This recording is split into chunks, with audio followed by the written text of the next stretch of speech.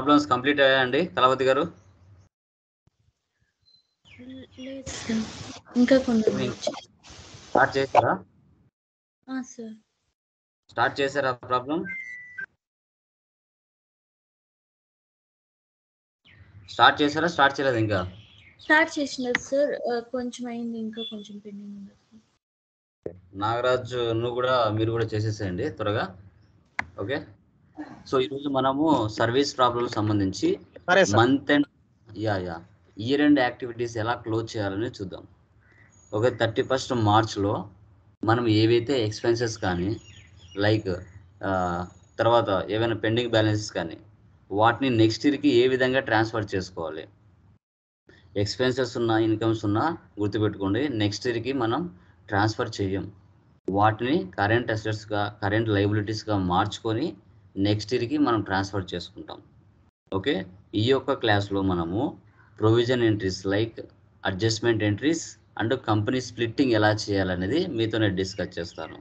ఒక financial year అనేది మన ఇండియాలో 1 ఏప్రిల్తో స్టార్ట్ అవుతుంది, 31st 3కి ఎండ్ అవుతుంది. ఇది ఫైనాన్షియల్ ఇయర్ ఇండియాకి. ఓకే, సో మనం ఫైనాన్షియల్ ఇయర్ మొత్తం ఎంట్రీస్ పాస్ చేసుకుంటూ వస్తాం.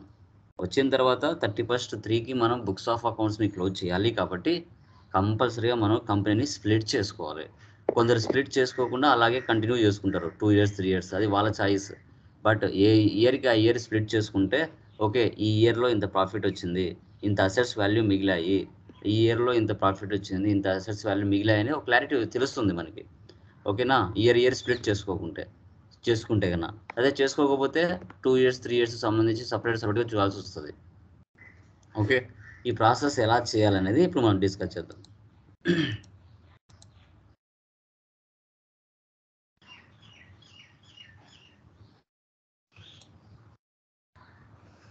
సో మార్చి వరకు చేయండి.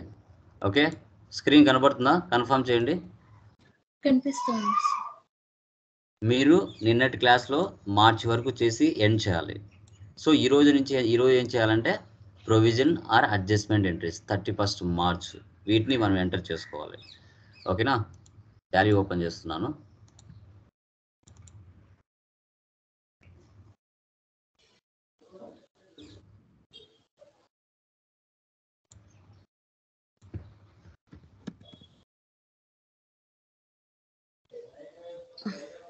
క్రియేట్ చేసింది కదా సర్వీస్ కంపెనీ. ఓకే, ఓపెన్ చేస్తున్నాను దీన్నే.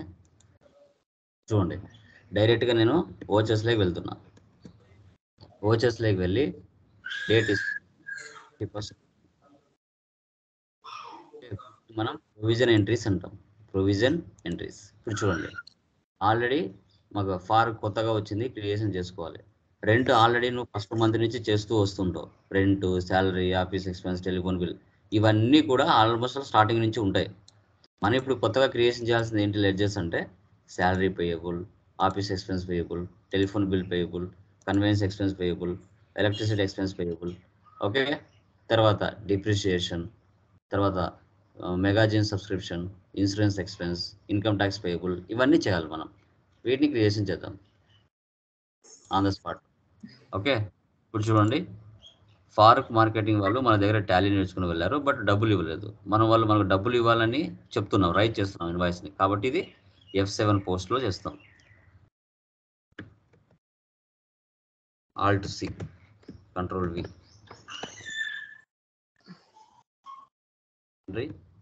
Debtors, Control A, save. ఎంత? 20,000. కన్సల్టింగ్ సర్వీసెస్,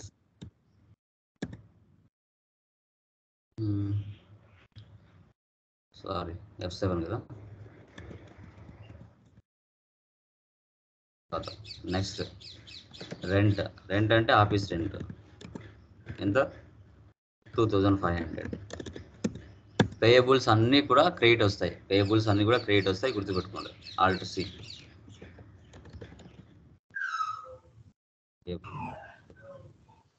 వీటిని అంటాం. Provisions are current liabilities.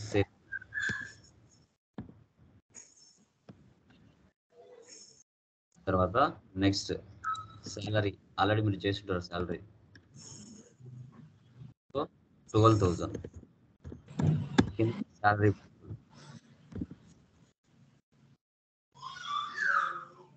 కూడా ప్రొవిజన్స్.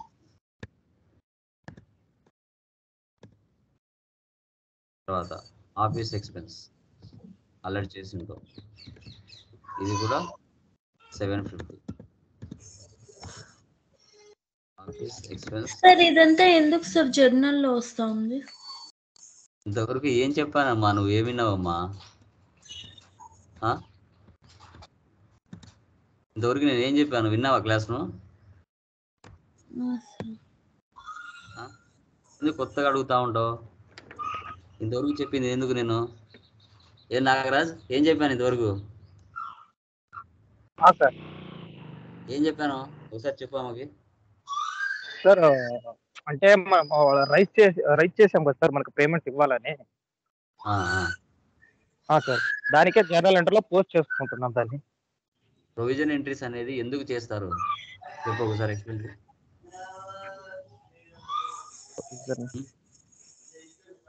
చెప్పాను కదా ఎందుకు ప్రొవిజన్ ఎంట్రీస్ అనేది మనం ఎంటర్ చేసుకోవాలి. మంత్ ఇయర్ ఎండ్ 31st కి ఎంట్రీ చేస్తామండి. మీరు కాన్సన్ట్రేషన్ పెట్టి వినాలండి. ఏదో అటెండ్ అవుతున్నామని అటెండ్ అవుతే దానికి నేనేం చేయలేను, ముందే చెప్తున్నాను. ఓకే, సో వీడియోస్ ఎలాగో గ్రూప్లో వస్తాయి, ఒకవేళ రాకపోతే ప్రాబ్లం ఏంటి? సో కాబట్టి వినే మనం 40 minutes అయిన క్లాసు కాన్సన్ట్రేషన్తో వినాలి. ఎన్నైనా వర్క్స్ ఇవ్వండి, మనం ఒక క్లాస్లో కానీ ఒక సాఫ్ట్వేర్లో మనం జాయిన్ అయ్యి నేర్చుకుంటున్నామంటే దాని మీద ఫోకస్ చేయాలి. ఫోకస్ చేయకుండా ఏ సబ్జెక్ట్ రాదు. ఓకేనా? సో అది ఏవైతే మనకు month end activities, year end యాక్టివిటీస్లో ఎక్స్పెన్సెస్ కానీ ఇన్కమ్స్ కానీ అవి నెక్స్ట్ ఇయర్కి మనం ట్రాన్స్ఫర్ చేయాలి అంటే వాటిని ఎక్స్పెన్సెస్గా కాకుండా కరెంట్ లైబిలిటీస్గా, కరెంట్ అసెట్స్గా మార్చుకొని నెక్స్ట్ ఇయర్కి ట్రాన్స్ఫర్ చేయాలి. 31st March బుక్స్ ఆఫ్ అకౌంట్స్ని క్లోజ్ చేయాలి కాబట్టి ఆ 31st Marchలో మన అమౌంట్ పే చేయకపోయినా పే చేసినట్టుగా చూపించుకొని నెక్స్ట్ ఫైనాన్స్ ఇయర్కి వాటిని మనం ట్రాన్స్ఫర్ చేస్తాం. దీన్నే మనం ప్రొవిజన్స్ ఆర్ అడ్జస్ట్మెంట్ ఎంట్రీస్ అంటారు. Okay, clear?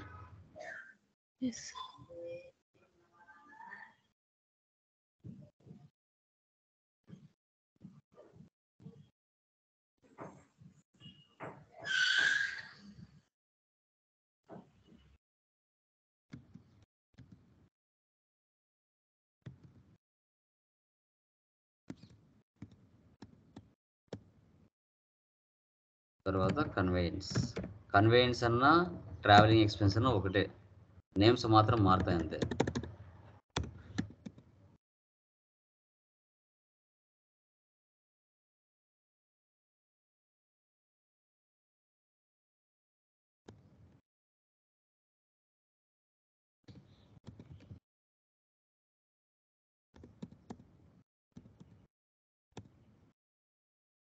ఎలక్ట్రిసిటీ ఛార్జెస్ అన్నా, ఎలక్ట్రిసిటీ ఎక్స్పెన్స్ అన్నా, ఎలక్ట్రిసిటీ బిల్ అన్నా ఒకటే.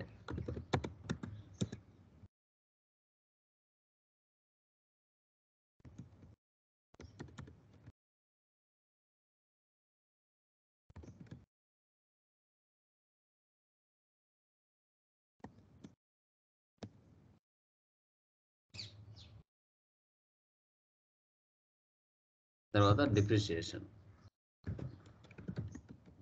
ఎందుకు తీస్తారు చెప్పండి? డిప్రిషియేషన్ ఎందుకు తీస్తారండి? ఎవరైనా చెప్పండి. నాగరాజ్, కళావతి గారు చెప్పండి. డిప్రిషియేషన్ అనేది ఎందుకు తీయాల్సి వస్తుంది ఇయర్ అసెట్స్? సార్ డిప్రిసియేషన్ అంటే ఎందుకంటే ఇప్పుడు వస్తానే వాడే టైం వస్తుంది దాన్ని పెరుగుతా ఇదవుట్ ఉంటుంది. దాన్ని నార్మల్ గా ల్యాప్టాప్ అనుకుంటాం, స్టార్టింగ్ లో తీసుకుంటాం, దాన్ని వస్తా రేట్ తక్కువ అవుతుంది, దాని డిప్రిసియేషన్ తీస్తాం, యూజ్ చేస్తాం. అలా కూడా డిప్రిసియేషన్ తీయచ్చు. బైక్ కానీ తీసుకుంటాం, దాన్ని ఇప్పుడు ఎక్కడ సేల్ చేసేకపోతే డిప్రిసియేషన్ తక్కువ వస్తుంది సార్ అమ్మితే. అలా డిప్రిసియేషన్ దాని మీద ఇంట్రెస్ట్ తీసుకోవచ్చు. ఓకే నాగరాజ్, మీరు చెప్పండి కళావతి గారు. సేమ్ సార్, డిప్రిషియేషన్ అంటే మనం ఇన్వెస్ట్ చేసి ఉంటాం కదా, అది ఇయర్లీ తక్కువ అవుతా వస్తుంది, ఆ అమౌంట్ డిప్రిషియేషన్లో తీసుకుంటాం. మన బిజినెస్ మన బిజినెస్ కోసం కొనే ప్రతి అసెట్ కూడా కంప్యూటర్ కానీ, బిల్డింగ్ కానీ, తర్వాత మెషినరీ కానీ, ఫర్నిచర్ కానీ, మన బిజినెస్ పర్పస్ కోసం ఉపయోగించే ప్రతి అసెట్ కూడా అది 50,000కో 1,00,000 మీరు పర్చేజ్ చేసినా సంవత్సరం ఆ అసెట్ మీద వాల్యూ తగ్గుతూ వస్తుంది. ఎందుకంటే వాటిని మన బిజినెస్ కోసం ఉపయోగించుకుంటూ ఉన్నాము. 50,000 పెట్టుకున్నారు, సంవత్సరానికి 10,000 లెక్కన మనం డిప్రిషియేషన్ తీస్తే 5 సంవత్సరాలకు ఆ వాల్యూ జీరో అయిపోతుంది. ఓకే, దాన్ని అమ్మితే డబ్బులు వస్తే పర్వాలేదు, ప్రాఫిట్ అండ్ లాస్లో చూపించచ్చు. రాలేదు అంటే మనం స్క్రాప్ కింద చూపించేసుకోవాలి. దీన్నే డిప్రిషియేషన్ అంటారు. ఓకే, తర్వాత టోటల్ వాల్యూ ఎంత? 14,401. ఇక్కడ మనం ఒక్కొక్క ఐటెం తీసుకోవాలి. కంప్యూటర్ 5610, సెల్ ఫోన్ 1154, తర్వాత furniture 2404, air conditioner 3205, electrical fittings 1442. Office equipment లేదు కాబట్టి చేయాలి.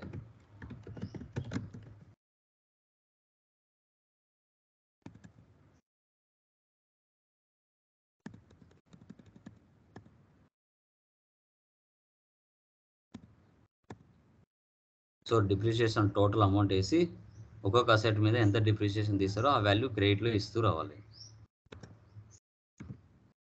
తర్వాత చూడండి, ప్రీపెయిడ్ మెగాజిన్ సబ్స్క్రిప్షన్ ఆల్రెడీ నువ్వు జూలై మంత్లోనే ఎక్కడో చేసింటావు. దానికి సంబంధించి మెగాజిన్ ఎక్స్పెన్సెస్ కూడా ఉంటాయి, అది కూడా చేయాలి. ఎక్స్పెన్సెస్ ఎప్పటికైనా డెబిట్ అవుతాయి.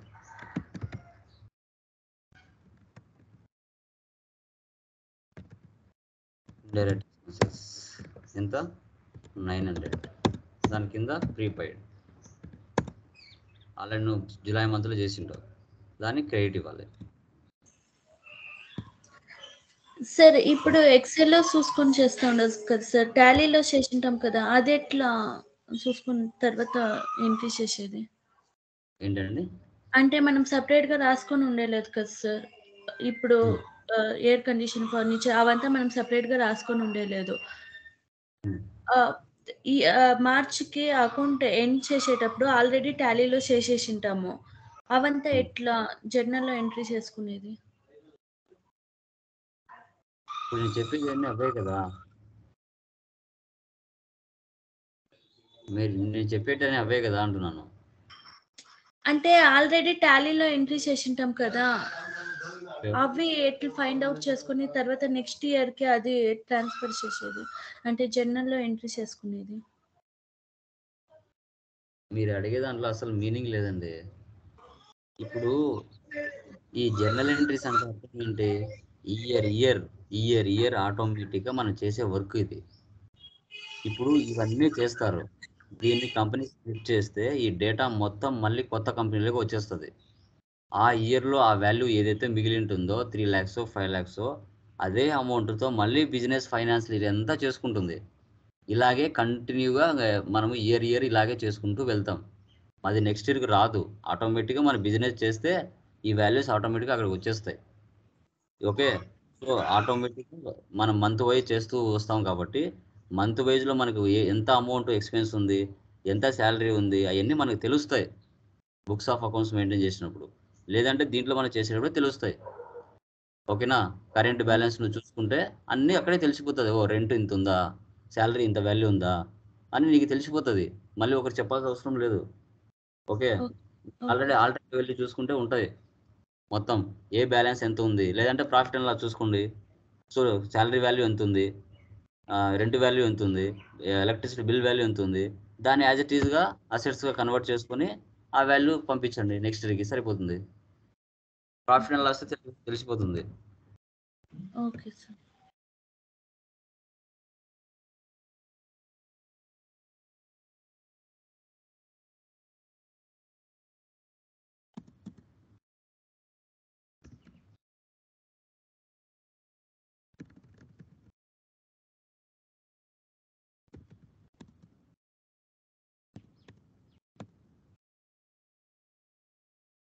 తర్వాత income tax expense.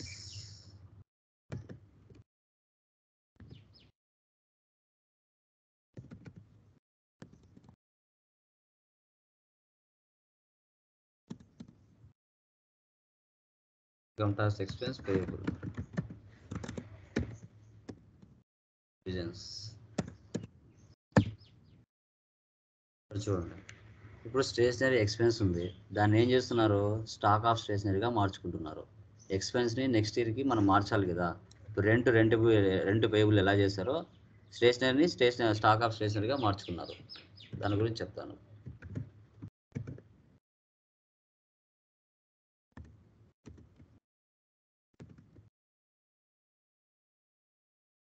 Current assets debit వస్తుంది, స్టేషనరీ క్రెడిట్ వస్తుంది. ఎందుకు ఇస్తానో చెప్తాను. తర్వాత నెక్స్ట్ డ్రాయింగ్స్ 74,000.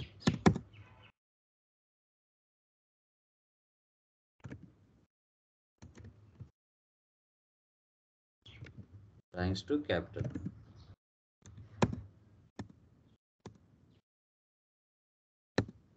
తర్వాత ప్రాఫిట్ అండ్ లాస్. చూడండి, మీరు అక్కడ చేసిన తర్వాత ఈ వాల్యూ వస్తుంది 208,659. ఓకే, నేను అన్నీ చేయలేదు కాబట్టి నాకు ఈ వాల్యూ వచ్చింది 115,179. అదే ఇస్తున్నాను, 115,179. ఎంటర్ ఇస్తాను. చూడండి, 0 అయిపోయిందా. వచ్చిన ప్రాఫిట్ని మన క్యాపిటల్లోకి కలిపేస్తాం. లాస్ట్లో ఎంత అమౌంట్ వస్తే అంత. 10 రూపాయలు వస్తే 10 రూపాయలు, 20 రూపాయలు వస్తే 20 రూపాయలు, 100 వస్తే 100, యాజ్ ఇట్ ఈజ్గా ప్రాఫిట్లో 0 చేసి దాన్ని మళ్ళీ క్యాపిటల్లోకి కలిపేస్తాం టోటల్గా. ఈ విధంగా సేవ్. ఇప్పుడు ఈ అమౌంట్తో మళ్ళీ ఫైనాన్షియల్ ఇయర్ అంతా జరుపుకుంటాం బిజినెస్ని. చూడండి, ఇక్కడ వరకు అయిపోయిందా. ఇది స్ప్లిట్టింగ్ ఎలా చేయాలని చూపిస్తాను ఇప్పుడు. దానికి కొన్ని మీనింగ్స్ చూడండి. చూడండి, ఇక్కడ transfer the stationery amount 5,000 to the stock of stationery. Stationery is a expense ledger. Expenses and incomes ledgers will not transfer to the next year. Asset and liabilities only transfer to the next year. So we have to transfer the stationery expense ledger to stock of stationery, which we have to create under current asset group. It is journal voucher. Okay na? Tarvata transfer the profit and loss the capital account. First check the net profit in profit and loss account. Then go to journal voucher because it is transfer entry as capital has to be increased. ఆ వచ్చిన ప్రాఫిట్ని మనం క్యాపిటల్లో కలిపేస్తే capital value అనేది increase అవుతుంది. తర్వాత March month salaries, rent. Generally expenses like salaries, rent paid in the next month, but we have to close the accounts in the month of March because the financial year from 1 April 31st 3. So we have to transfer the expenses into liabilities. యాక్చువల్గా మనము నెల జీతాలు ఎప్పుడు ఇస్తాం, కొన్ని కొత్త నెలలో 3వ తేదీ, 4వ తేదీ, 5వ తేదీలో ఇప్పుడు ఇచ్చేస్తాం. బట్ మంత్ ఎండ్లో ఇవ్వడానికి ఛాన్స్ ఉండదు కాబట్టి ఇవ్వకపోయినా ఇచ్చినట్టుగా చూపెడతారు. సో ఇలా ఇదే విధంగా rent debit, rent payable credit. ఈ ఎంట్రీ పాస్ చేసి మనం ఏం చేస్తామంటే in the next financial year we have to pass the entry like this. ఇక్కడ ఏ మంత్ అయితే మనం ఇవ్వకుండా ఇచ్చినట్టుగా చూపించామో దీన్ని కంపెనీని స్ప్లిట్ చేసిన తర్వాత కొత్త కంపెనీలో ఈ రెంట్ పేయబుల్ డెబిట్ అవుతుంది, ఈ క్రెడిట్ క్యాష్ ఆర్ బ్యాంక్ అవుతుంది. అంటే ఇక్కడ ఇవ్వకుండా ఇచ్చినట్టుగా చూపించుకున్నాం ఒక 5,000, దాన్ని ఈ ఇయర్లో ఏం చేస్తాం, ఫస్ట్ వీక్లోనే 0 చేస్తాం ఇచ్చేసి మెయిన్గా. Like this we have to pass all the expenses like salaries, electricity like. ఇలా మనం చేసుకుంటాం. ఓకేనా. ఇప్పుడు ఈ కంపెనీ స్ప్లిట్ చేద్దాం. ఇప్పుడు మీరు ప్రాఫిట్ అండ్ లాస్ వెళ్ళి చూస్తే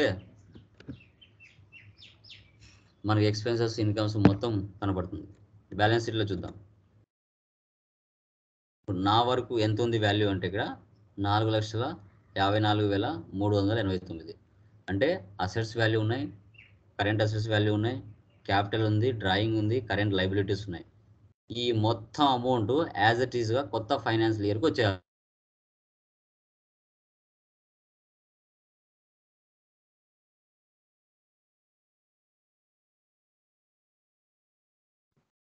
ఇదే అమౌంట్తో ఇదే అమౌంట్తో మళ్ళీ ఫైనాన్స్ లీడ్ అంతా బిజినెస్ చేసుకుంటాం, అవసరమైతే మళ్ళీ యాడ్ చేసుకుంటాం. చూడండి ఇప్పుడు కంపెనీ ఎలా స్ప్లిట్ చేయాలో చూపిస్తాను. పైన డేటాలోకి వెళ్ళండి. ఇక్కడ డేటాలోకి వెళ్ళిన తర్వాత స్ప్లిట్ డేటా చూడండి. Company name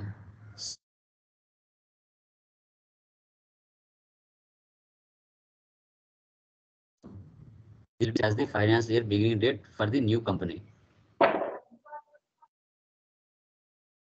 Select data between 2 April 1 April 23. Recommended date is April. మనం 2వ తేదీ 3వ తేదీ డేట్ ఇచ్చి మనం స్ప్లిట్ చేయకూడదు. నెక్స్ట్ ఫైనాన్స్ ఇయర్ ఏదైతే ఉందో అదే ఇవ్వాలి. ఓకేనా? సో మనం ఎప్పుడైతే కంపెనీ స్ప్లిట్ చేస్తామో టూ కంపెనీస్ జనరేట్ అవుతాయి. ఫస్ట్ కంపెనీ సార్ ఇది స్క్రీన్ షో అవ్వట్లేదు సార్. ఇప్పుడు ఓకేనా? లేదు సార్, ఇది చాలా సేపు సార్ మీరు చెప్తున్నారు కానీ కనబడట్లేదు. నెక్స్ట్ టైం మళ్ళీ జాయిన్ అవుతారు. వెయిట్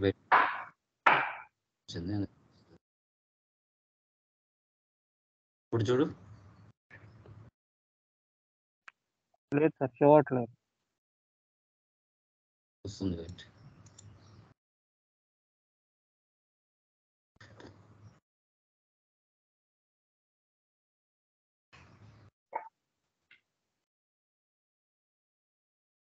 ఇప్పుడు ఓకేనా? లేదు సార్, ఇంకా రాలేదు.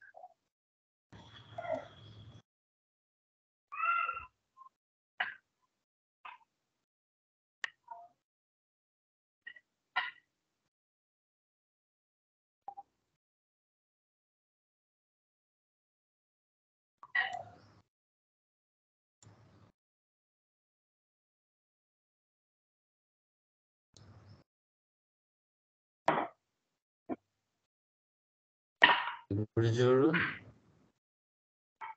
లేదు సార్, రాలేదు. ఒకసారి లాగౌట్ లాగిన్ అవ్వండి.